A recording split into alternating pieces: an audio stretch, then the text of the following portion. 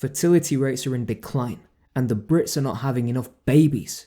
Fertility across the world is in decline. 1 in 6 people globally are affected by infertility, according to the World Health Organization, and this figure is expected to increase in the future. So the UK fertility rate has fallen to a new low, and there are warnings from a Conservative MP that if fertility rates don't rise, we're going to face economic stagnation. The average number of children that women are having in the UK is falling faster than any other country in the G7 since 2010. This is according to new analysis from Sky News, which suggests that the fertility rate has declined by 18.8%. It's heart-wrenching, really, because, you know, we always wanted a big family, and, you know, we made the decision last year perhaps not to try for another one because of financial reasons, and it's gutting because I'd love to have a sibling for Violet. She is desperate for a sibling as well, but yeah, financially at the moment with nursery costs, it's impossible. Blimey, we're going extinct. Okay, I maybe wouldn't go that far just yet, but this is becoming a problem because Britain and the rest of the world's fertility rates have been dropping for some time now. And if we look here at this chart of all the G7 countries, you can see that while Germany remains positive with 13.7% as a fertility rate,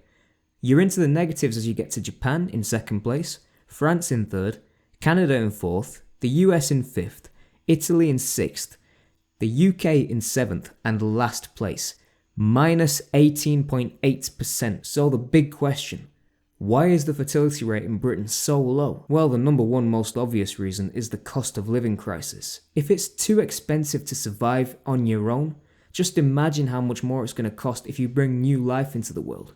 Because then you're not feeding for one.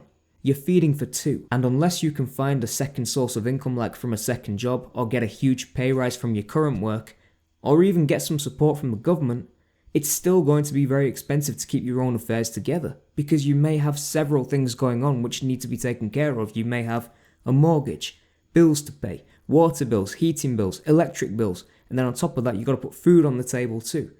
If everything's going up in price, and you're being squeezed out in terms of the amount of money that you've got in your back pocket, then of course it's going to be a struggle. Across England and Wales, 44% of women aged 30 have children, compared to 58% of their mother's generation at the same age. And if you look down here, the main reason being cited as economic challenges, such as the rising cost of living including housing and childcare expenses, have made it financially difficult for many families to have more children. Put simply, if they can't afford it, then they can't have it. So we have a cost of living crisis. And businesses are already warning because of Labour's national insurance hike that they're going to have to start increasing the prices of the goods and services they sell. Now, I really thought a Labour government would invest in people, because that's meant to be their whole mantra of where they come from. Invest in people, you know, encourage people to have babies, encourage people to get married, you know, help them out if they need financial support. Think again. Nursery fee hikes will push parents to quit their jobs and go on benefits. Miss Glaze, an Associate Director of Sustainability for a company building net zero carbon sustainable schools, says she is seriously considering leaving her job and going on benefits in order to look after her children. And she says down here, quotes, "I come from a working class family and have worked hard to get to the position I'm in, and I enjoy my job and I know how much it's needed. My job is tackling this and is about investing in our future. But due to the UK government's measures in the budget, such as putting up national insurance for employers, nurseries are likely to put their costs up. So the UK Labour government are now making it even more unaffordable for people to have kids because they're increasing the childcare costs. And that's not even taking into account what Miss Glaze said below, that nursery fees have gone up by 7% already before this national insurance hike as a result of the inflation. Put simply, costs have gone up. And because the costs have gone up, people need more money in order to afford the things they need to have a baby, e.g. baby clothes, baby food, baby formula, nappies or diapers if you're an American. They need to be able to afford those things so they can cope with having a baby. If they can't afford it on one income, then the other partner within the relationship may need to work as well, so they have two incomes and they have a better chance of affording the baby necessities, so to speak. But because both parents are now working, that means somebody else needs to take care of the baby, because neither mum nor dad can be at home to take care of the child if they're both working during the day. That's where childcare and nurseries come into it. For a small fee, parents can drop their babies off at these nurseries or daycare centres, go out working during the day, collect 2 incomes, come back at the end of the working day, pick up the baby, and they have a better chance of affording the baby necessities. But because the UK government has now decided to increase the employer national insurance contributions, that means that those same nurseries and daycare centres have now also gone up in price, which means under 2 incomes, it may now become unaffordable to get the baby necessities and afford a daycare nursery, leaving the parents stranded. That is the trap. That is the turnoff. That is one of the reasons why so many Brits are not having babies, because they just can't afford it. And the daycare nursery example is just one example. We haven't even spoken about what the Conservatives introduced with a 2-child cap. This was basically designed as a kind of support payment to allow parents to claim support payments for having a first and second child, but not for any more children after 2. So you could claim support for up to 2 children maximum, but not for, say, a 3rd child, a 4th child, a 5th child, only for 2. Now, I don't entirely blame Labour for this, because it was Conservative governments of the past that ended up bringing in this policy. But for some reason, Labour decided not to scrap it, which I find baffling, because essentially what that's saying to people is that we're not encouraging you to start families. We're not encouraging you to have kids.